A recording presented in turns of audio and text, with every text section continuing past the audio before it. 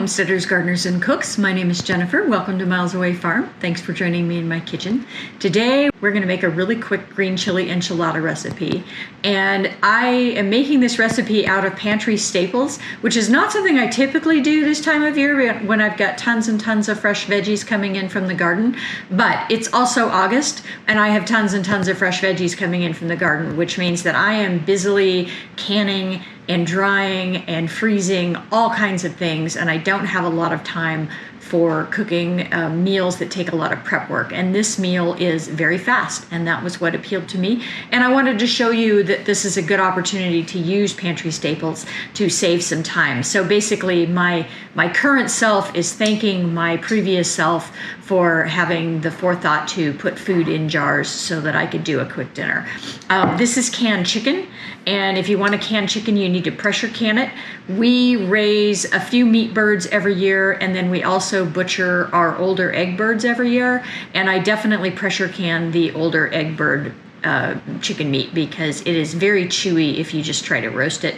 But once it's been pressure canned, it is cooked within an inch of its life, and it's nice and tender, and it's great for recipes like this. And then I'm also going to use some roasted tomatillo salsa.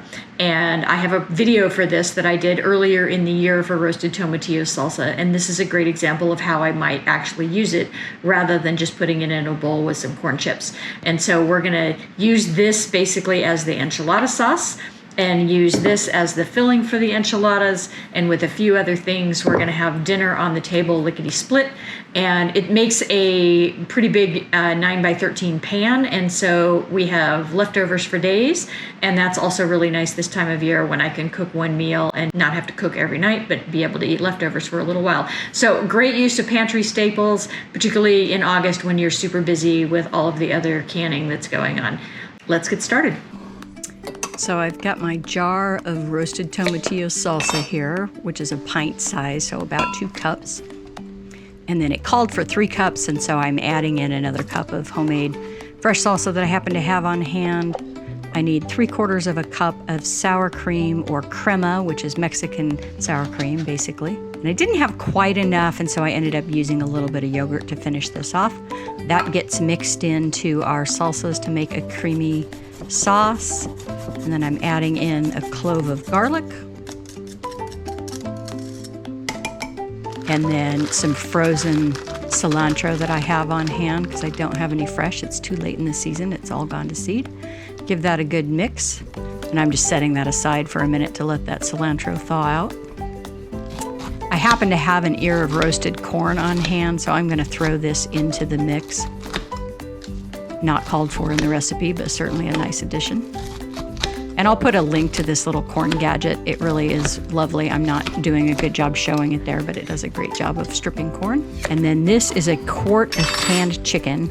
And that black you see on that lid is called pitting, and that is from the pressure cooking process. That is not mold. The recipe called for 2 cups of chicken, which it should be about half of this quart, and then ultimately I ended up using the entire thing. So I'm measuring out 2 cups here, and then as I rolled the enchiladas, I realized I didn't have enough. I'm putting a little bit of the sauce into the chicken mixture. That wasn't called for in the recipe, but I think it adds a nice creamy flavor to the inside of the enchiladas, and then the corn is in there as well. And then I'm putting about 1/3 of what I have left in terms of this sauce on the bottom of a big roasting pan.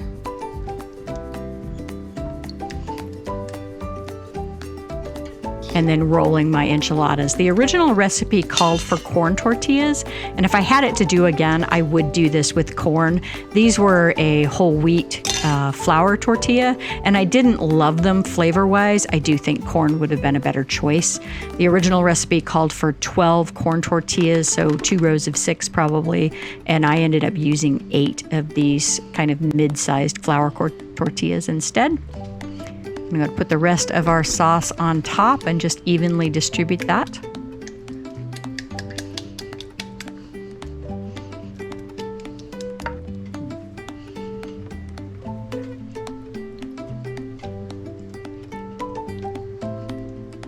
And And the recipe calls for mozzarella or Oaxaca, which is a very similar Mexican cheese. If I were to doing this again, I would probably use Monterey Jack.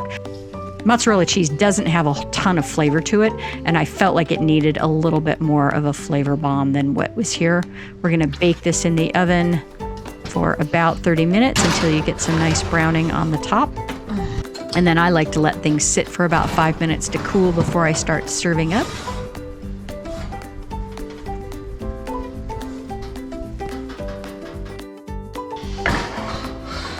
And then I'm just sliding 2 of these out as a serving, and 2 is really too much for 1 serving for us.